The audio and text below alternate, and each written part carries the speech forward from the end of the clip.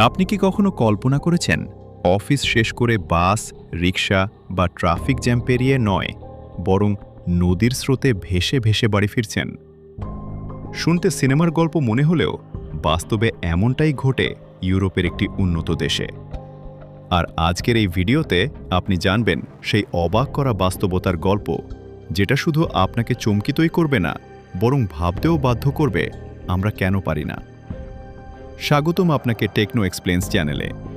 জানলে অবাক হবেন, পৃথিবীতে এমন একটি দেশ আছে যেখানে মানুষ অফিস শেষ করে বাস বা ট্রেন নয়, নদীর স্রোতও বেছে নেয় ঘুরে ফেরার পথ হিসেবে। দেশটি হল সুইজারল্যান্ড। আধুনিক শহর, নিখুঁত পরিবেশ আর ব্যস্ত কর্মজীবনের এই দেশটি গ্রীষ্ম এলেই রূপ নেয় এক অনন্য দৃশ্যে। হাজারো মানুষ তখন গাড়ির পরিবর্তে নদীতে ভেসে বাড়ি ফেরে, যা এখন এক জনপ্রিয় জীবনধারায় পরিণত হয়েছে। আপনি যদি এমন জীবনযাপন পেতেন, তাহলে কি বেছে নিতেন নদীর পথ? কমেন্টে অবশ্যই জানাবেন। সুইজারল্যান্ডের কিছু শহর, বিশেষ করে বার্ন ও বাসেল অঞ্চলের অফিস পাড়াগুলোর পাশ দিয়ে বয়ে গেছে নির্মল নদী আরে রিভার ও রাইন রিভার। কাজ শেষে মানুষ সোজা চলে আসে নদীর ধারে। তারা তাদের মোবাইল, মানি ব্যাগ ও পোশাক রাখে বিশেষ জলরোধী ব্যাগে। এই ব্যাগগুলো শুধু জিনিসপত্র নিরাপদ রাখেই না, বরং ছোট ভাসমান টিউবের মতো কাজ করে। তারপর তারা স্রোতের সঙ্গে ভেসে পড়ে। ভাবুন তো, দিনের শেষে ক্লান্ত শরীর নিয়ে ঠান্ডা পানিতে ভেসে যাচ্ছেন, চারপাশে প্রকৃতি, আর কোনো হর্ন নেই, কোনো জ্যাম নেই। আপনার কি মনে হয়, বাংলাদেশের কোন নদীতে এমন কিছু সম্ভব? আপনার মতামত লিখে ফেলুন নিচে। এই যাত্রা সাধারণত 20 থেকে 30 মিনিট স্থায়ী হয়। এই সময়ে মানুষ ধীরে ধীরে নিজের বাড়ির কাছাকাছি পৌঁছে যায়। এতে একদিকে যাতায়াত খরচ বাঁচে, অন্যদিকে পরিবেশও রক্ষা পায়। কারণ এখানে কোনো গাড়ি বা মোটর ব্যবহৃত হয় না, ফলে কার্বন নিঃসরণ প্রায় শূন্যে নেমে আসে। মূলত এই অভ্যাসের পেছনে রয়েছে সুইজারল্যান্ডের গভীর পরিবেশ সচেতনতা। দেশটি বহু বছর ধরেই টেকসই জীবনযাপনে বিশ্বের শীর্ষস্থানে রয়েছে। এখানে একটা প্রশ্ন আসে, এটা কি পুরোপুরি নিরাপদ? আপনি কি মনে করেন নদীতে এভাবে ভেসে যাওয়া ঝুঁকিপূর্ণ, নাকি এটা ভবিষ্যতের স্মার্ট ট্রান্সপোর্ট? কমেন্টে জানান।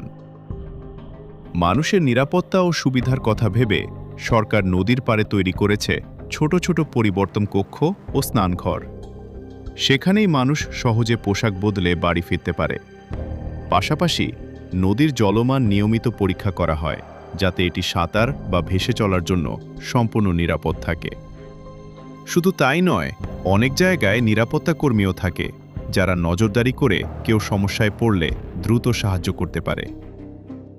বিশেষজ্ঞরা বলছেন, এই যাতায়াত পদ্ধতি শুধু শারীরিক স্বাস্থ্যের জন্যই নয়, মানসিক প্রশান্তির জন্য অসাধারণ কার্যকর। দিনভর কাজের চাপের পর যখন মানুষ প্রকৃতির মাঝে নিজেকে ছেড়ে দেয়, তখন সেটা এক ধরনের থেরাপির মতো কাজ করে। এখন একটু ভেবে দেখুন, আমরা প্রতিদিন ঘন্টার পর ঘন্টা ট্রাফিকে বসে থাকি, ধোঁয়া আর শব্দের মধ্যে জীবন কাটাই। আর পৃথিবীর কোথাও মানুষ সেই একই সময়টা ব্যবহার করছে নিজের শরীর আর মনের জন্য। আপনার কি মনে হয়, ভবিষ্যতে এমন পরিবেশ বান্ধব যাতায়াত ব্যবস্থা বাংলাদেশেও আসতে পারে? শেষ পর্যন্ত যদি আপনি এই ভিডিওটি দেখে থাকেন, তাহলে বুঝতেই পারছেন পৃথিবী কতটা বৈচিত্র্যময়।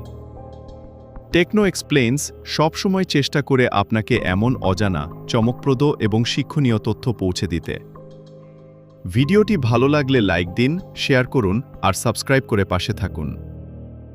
আবার দেখা হবে নতুন কোনো চমকপ্রদ তথ্য নিয়ে।